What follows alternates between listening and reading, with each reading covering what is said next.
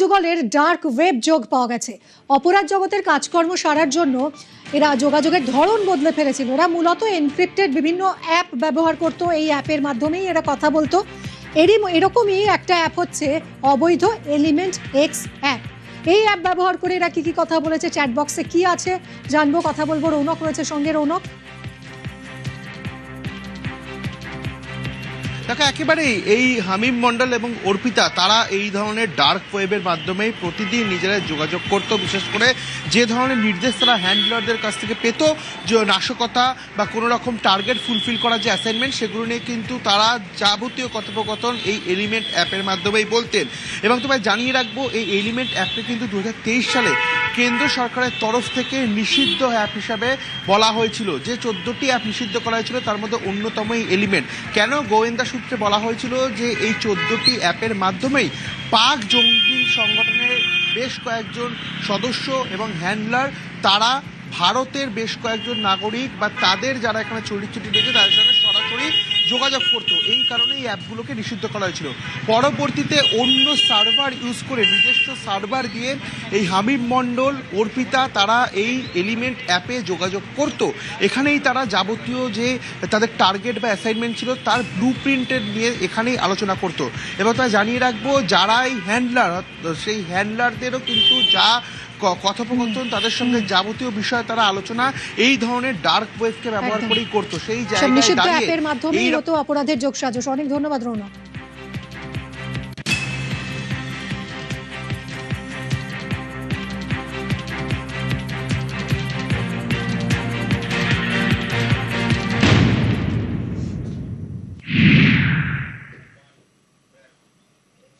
কদিন আগেই আমরা দেখলাম যে নিটের প্রশ্নফাঁস নিয়ে বিক্ষোভে উত্তাল হয়েছিল দিল্লির যন্তর মন্তর।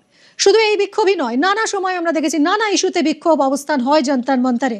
কারণ সুপ্রিম কোর্টের নির্দেশেই বিক্ষোভ দেখানোর জন্য বিশেষভাবে চিহ্নিত করে দেওয়া হয়েছে এই এলাকাকে, যন্তর মন্তর এলাকাকে। রাজনৈতিক হোক বা অরাজনৈতিক, বিক্ষোভের লোকেশন যন্তর মন্তর।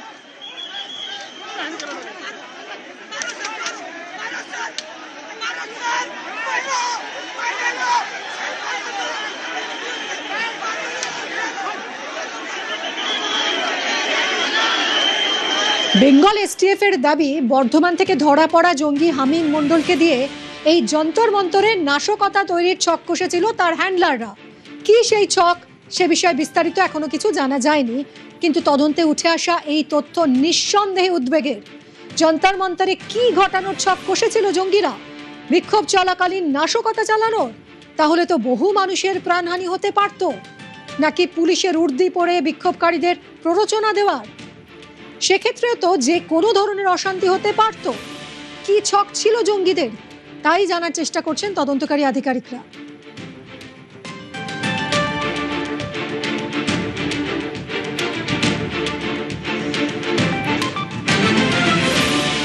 দিল্লিতে যে আমাদের যে যন্তর মন্তরে যে রিসেন্টলি স্টুডেন্ট প্রোটেস্ট হলো, সেখানে দে ওয়ার আস্কিং হিম কি ও পুলিশ ইউনিফর্ম কোনো মতো অ্যারেঞ্জ করে ওখানে গিয়ে একটা কোনো নাশকতার একটা প্ল্যানিং ছিল, কোনো একটা ডিস্টারবেন্স ক্রিয়েট করার প্ল্যানিং ছিল।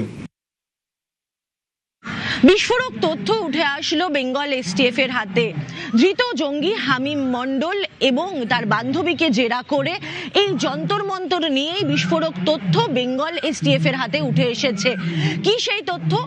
বেঙ্গল এসটিএফ জানতে পেরেছে যে দিল্লির এই যন্তর মন্তর, যেখানে এই মুহূর্তে আমরা দাঁড়িয়ে রয়েছি, এই যন্তর মন্তরই ছিল হামিম মণ্ডল এবং তার বান্ধবীর মূল লক্ষ্য। কি করতে চেয়েছিল তারা? যেটা বেঙ্গল এসটিএফ জানতে পেরেছে যে পাকিস্তানি হ্যান্ডলারদের থেকে নির্দেশ এসেছিল এই হামিম মণ্ডলকে এখানে এসে পুলিশের বেশে গন্ডগোল পাকানোর। অর্থাৎ যে পিসফুল প্রোটেস্ট চলছিল সেই পিসফুল প্রোটেস্টকে একেবারে অন্য মাত্রা দেওয়ার এবং সেই পিসফুল প্রোটেস্টে ঝামেলা পাকিয়ে পুলিশের বেশে এসে গন্ডগোলের পরিস্থিতি তৈরি করা। এই সব নির্দেশই পাকিস্তানি হ্যান্ডলারদের কাছ থেকে পেয়েছিল জঙ্গি হামিম। সেই নির্দেশের পাশাপাশি বেশ কিছু গুরুত্বপূর্ণ ব্যক্তির ওপরেও নজরদারির চেষ্টা করেছিল হামিম মণ্ডল, সেরকমই নির্দেশ পাকিস্তানি হ্যান্ডলারদের থেকে এসেছিল।